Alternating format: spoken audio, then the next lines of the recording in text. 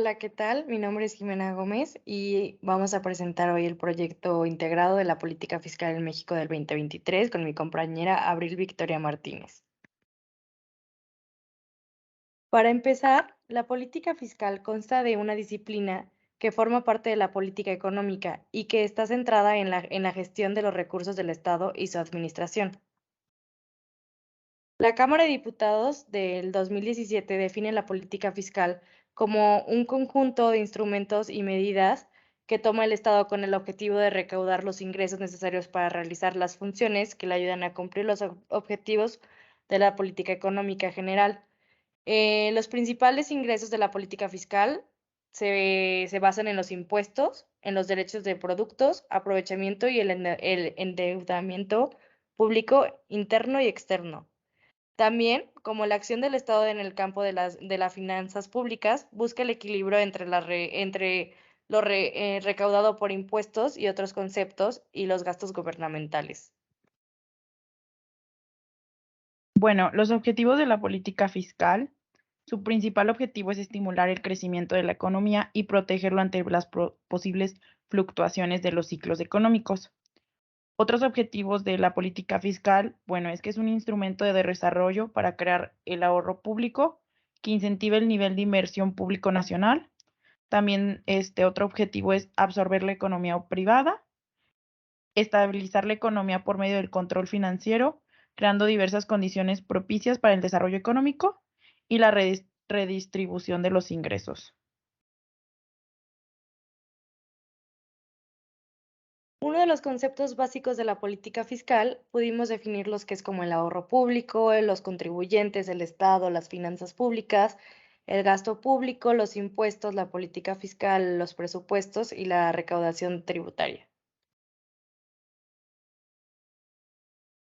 Bueno, respecto a la política fiscal en México para el 2023, según lo presentado en el 2022, el paquete económico del 2023 está dirigido para alcanzar una meta de déficit primario del 0.02% del PIB y buscar estabilizar la deuda pública en un 49.4% del PIB. Eh, Otros puntos importantes que evalúan los expertos es que se considera una previsión de un crecimiento económico del 3% optimista para el 2023, en base al pronóstico que ellos habían hecho, que es de 1.6, y unas expectativas del 1.4 del Consenso de Analistas Económicos. En caso de que México llegara a alcanzar este escenario económico o que fuera cercano a su previsión y la del consenso,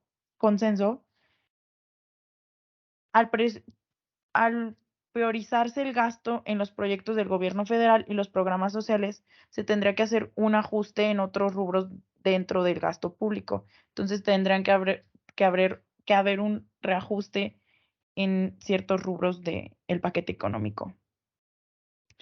También en base a toda esta estimación anterior, se espera un crecimiento del PIB para el 2023 que sea entre 1.2 hasta el 3%, y más o menos que el barril de petróleo se posiciona en $68.7 y pudiendo tener una producción petrolera de 1.872 barriles diarios.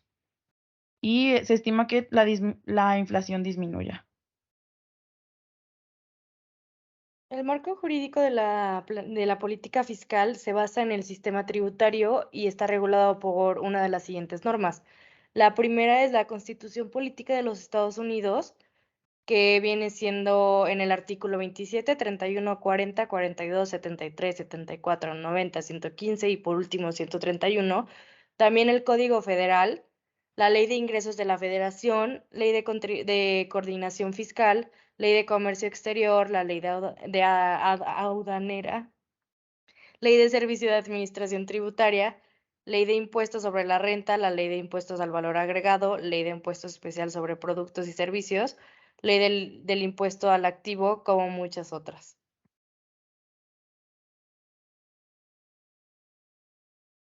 Bueno, el impacto de la política fiscal en el desarrollo de México.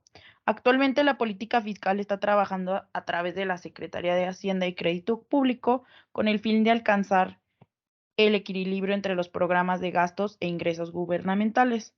Esto ha permitido reducir la dependencia de los ingresos petroleros en los últimos años, lo que hace que se espere un superávit para este cierre del 2022.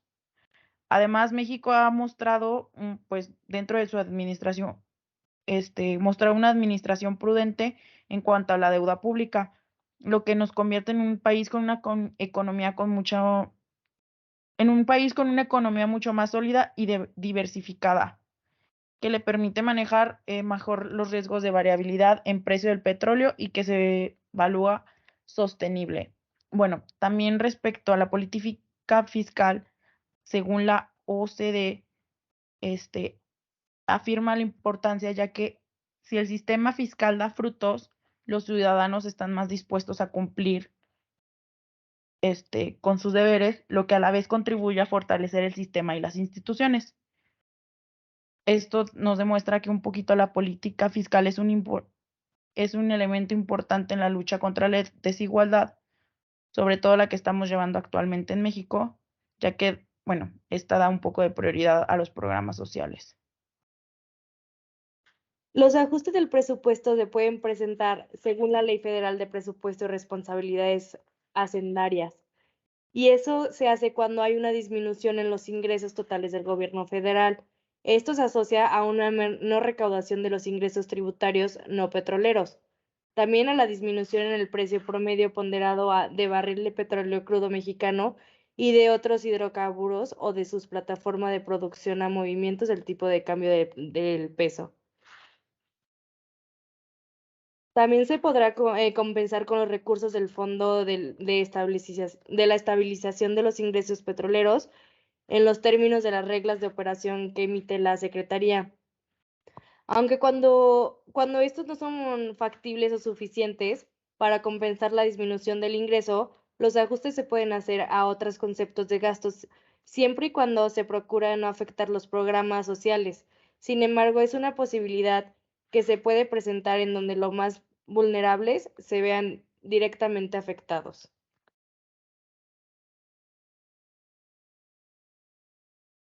Bueno, el impacto de la deuda, tanto interna como externa, representa un alto costo financiero para el país. Este se contrapone directamente a la capacidad de recaudación tributaria y el crecimiento económico del país. El pago de intereses y el servicio de la deuda ha crecido a una tasa del 6.6% con promedio anual en los últimos 10 años, mientras que nuestro crecimiento económico tiene un promedio de 1.78 y el crecimiento de nuestros ingresos públicos de 2.4%. Además de este presupuesto, el presupuesto destina, que se destina al costo de la deuda pública crece cada día más rápido que el presupuesto que se destina para ofrecer bienes y servicios públicos. Este aumento sostenido del costo financiero de la deuda obedece al continuo déficit público, altas tasas de interés y la depreciación del tipo de cambio que hemos tenido en los últimos años. Por último, nosotras dos desarrollamos unas propuestas para incrementar el Producto Interno Bruto del PIB para el 2023 en México. La primera propuesta es incrementar el gasto de inversión en la infraestructura y la segunda propuesta es que las políticas para fomentar el ahorro en los contribuyentes. La primera propuesta se basa que en México actualmente la infraestructura está por debajo de la economía de las economías desarrolladas y emergentes como lo puede ser China y Turquía. La inversión en este rubro podría elevar productividad y competitividad y por ende derivar en el crecimiento del PIB. Bueno, la propuesta 2 es que actualmente las pensiones y los afores representan uno de los gastos más grandes que tiene el gobierno mexicano. En 2022 el pago de pensiones fue de 1.4 billones de pesos y para el 2023 se espera que este gasto absorberá el 20% del presupuesto. La solución que nosotros proponemos es propiciar y facilitar que los mismos contribuyentes se encarguen de ahorrar para su pensión por medio de instituciones privadas, que además brindan muchos mejores rendimientos y resultados que los que tenemos actualmente con las Afores. Eso sería todo de nuestra parte. Muchas gracias.